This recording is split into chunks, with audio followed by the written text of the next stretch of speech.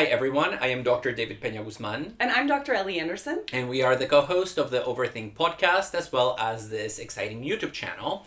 And we are here to do a video as part of a series on close readings of aphoristic texts. And Ellie, what aphorism did you select for us to talk about today? Great. So we have an aphorism from the Buddha for reflection today, and these videos where we talk about aphorisms are really just chances for us to reflect, and so we're not necessarily offering as deep a dive as we do in some of our other material, whether it's the podcast or the YouTube channel. These are just kind of short reflections off the cuff. So I'm using the Bikkhu Bodhi translation of a text called In the Buddha's Words. Bikkhu Bodhi is like the main, what to say? He's like the main editor of the Buddha's text. And this is from the Anguttara Nikaya. So this is In the Buddha's Words, an anthology of discourses from the Pali Canon, edited and introduced by Bikkhu Bodhi. Sorry, this said translator. In any case, let's get into it since we said these are short. And I'm going to read just a part. This is like part of a series of verses, but for the purposes of this video, I want to just focus on one line of them. So I think maybe we're using aphorism a little bit loosely here. But it goes as follows. I do not perceive even one other thing, O monks, that leads to such great benefit as a developed mind. A developed mind leads to great benefit.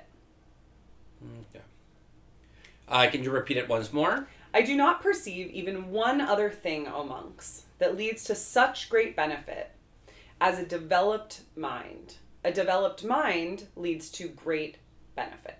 Okay. So definitely a verse more than an aphorism, insofar as it's part of a sequence, and it maybe upon just listening to it right now doesn't have the classical internal opposition that most aphorisms have in the tension between competing elements, but certainly something that packs a message, in this case, a moral message of significance. And one thing that stands out for me, Ellie, and I want to hear your thoughts about this, is just the fact that this is addressed specifically to monks. Mm-hmm. So, I do not perceive one thing, O monks, that has greater benefit than a developed mind. Mm-hmm. So it seems like it's the Buddha speaking to a very specific audience about the value of the development of mind through Buddhist techniques. So that's one thing that stands out to me. Yeah, he mostly, the Buddha mostly is speaking to monks in these texts. So I would say that that's not unique to this. Although, you're right that is still a helpful contextualization here that's placed within the verse itself. Because I think also for the Buddha, he was very much a person who valued not only the life of a monk, but also the life of householders. He affirmed the fact that not everybody could undergo the acts of renunciation that are required of monks. But I think for him, like, the development of mind is good for everybody. But it obviously means something a little bit different when you're speaking to people who are dedicated to a path of renunciation, even if it's the path of the middle way that the Buddha practiced and taught, which is not a path of renunciation in the sense of asceticism, of completely being a sort of wandering ascetic, which the Buddha had tried and then decided to move away. So this development of mind, I think this is a really beautiful line, because even though he's not talking about the importance of like life here, the meaning of life, I think one way that I think about this text is in terms of how we should be spending our time, right? So even though the time is not foregrounded, he's talking here about benefit. My takeaway is we should be spending time developing our minds. And that's because a developed mind leads to great benefit. It is the thing that he says leads to the maximally great benefit. And a developed mind, of course, for the Buddha is not going to be a mind that is skilled in that has sharpened its swords on perfect logical reasoning, or that has like self-optimized in the sense of adapting to the world. It's going to be a mind that is free from attachment, aversion, desire. Yeah, and here we might think about the Four Noble Truths, right? That human suffering, and that we begin from a position of suffering, that the cause of suffering is attachment, and that therefore the way out of that wheel of suffering is through the development of mind, through especially the Eightfold Path, right? Developing right action, developing right effort, developing right speech, so on and so forth. And that presents Buddhism, of course, as a discipline of the disciplining of the mind, right? It's a, I don't want to say it's a technique, because that's very reductive to describe Buddhism as a technique, but it is a school of thought. It's a philosophy that really focuses on forming the mind, and taking it away from that desire for attachment and possession that is at the root of turmoil. Yeah, and I would say that it involves techniques, even though it's not itself a technique. Correct. And it's interesting to see this emphasis on the mind here, because the mind is one of the 4 foundations of mindfulness, but not the only one for the Buddha. And so one of the things that we have to develop is mindfulness of the mind. But that, I think, is not the only thing that we have to develop mindfulness of. Like, the body is another mindfulness of the body. And so a lot of times, I think because of our contemporary mindset, oh my gosh, this is a perfect exemplification of what I'm about to say. There's a lot of emphasis on the mind relative to other aspects of our human experience. I see. And I think if you take this passage in isolation, it could contribute to that idea that, you know, what Buddhism is about is only the development of the mind. Yeah. And I don't think that that is true, but certainly, I mean, he says, I do not perceive even one other thing that leads to such great benefit as a developed mind. So I think, even though I would say, I would not necessarily want to read this as, like, that's in contrast with, you know, developed mindfulness of the body or something like that. And I also just want to note there that the word mindfulness in mind could also be translated differently to the term sati isn't just like mind in terms of cognition. Anyway, now I'm kind of going on a tangent, but yeah, I just wanted to note that. I also wonder what you think about this idea. I do not perceive even one other thing. Yeah, I honestly don't know what to make of that, or how much weight to give to it. Yeah. Whether that's making a point about the role of perception specifically, or whether it's making alluding to some difference between perceiving and being. I doubt it, in fact. So my instinct in this case is actually to just take that, to not give too much weight to it, and simply say that it's the Buddha saying, there is nothing to my mind more beneficial and more more beneficial to the self than the cultivation of the right mindset. Yeah. And but I don't know if you agree with that.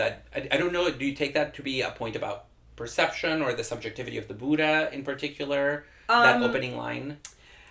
No. I think you're right that it's not about like appearance versus reality or something like that. I was just checking the Pali, and the word perception here is sanya, which is SANNA with tildes over the ends, and I think the way that I would take that is that, instead of being perception and appearance, it's like a kind of, I don't know.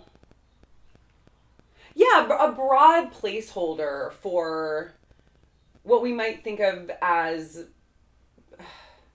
not knowledge, because I think it's important to preserve that this is, I do not perceive rather than I do not know, but at least that it's like somewhat expansive in the sense that it's not like I perceive through my senses. Thing, so know? Maybe it's more I've come to see, in the sense in which we use that perceptual category as a metaphor for understanding more generally. And so it could be the Buddha saying, through cultivating my own mind, I have come to see that there is nothing better for monks to do than to cultivate their mind. So it could introduce a kind of circular dimension where he is saying, through this thing that I am advocating, I have come to see its value.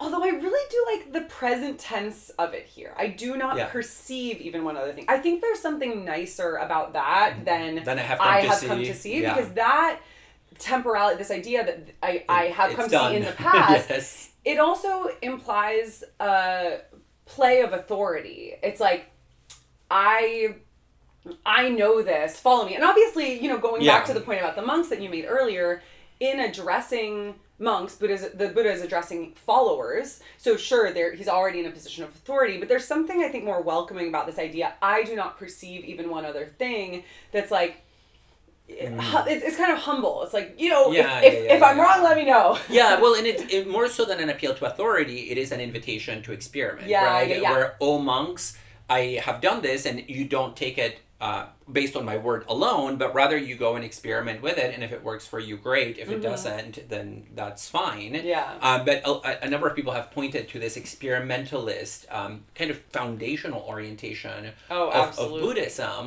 where it's something, that's why the Buddha is not really, often when Christians or non-Buddhists think about the Buddha as a spiritual authority rather than as a spiritual guide. Yeah. And I think there's a difference there. Where the Buddha is inviting you to try it out rather than to accept, claims about the world or about reality simply by virtue of his position in relation to this practice. Yeah, and also simply by virtue of having heard them through linguistic means, right? It's in addition to destabilizing of authority, I would say it's, for me, really about the emphasis on practice, because there is a real authority that the Buddha and other Buddhist teachers have in relation to their students, but it's more of a like, trust me, take this path, rather than trust what I'm saying. Yeah, and I think that would be the difference, for instance, from a figure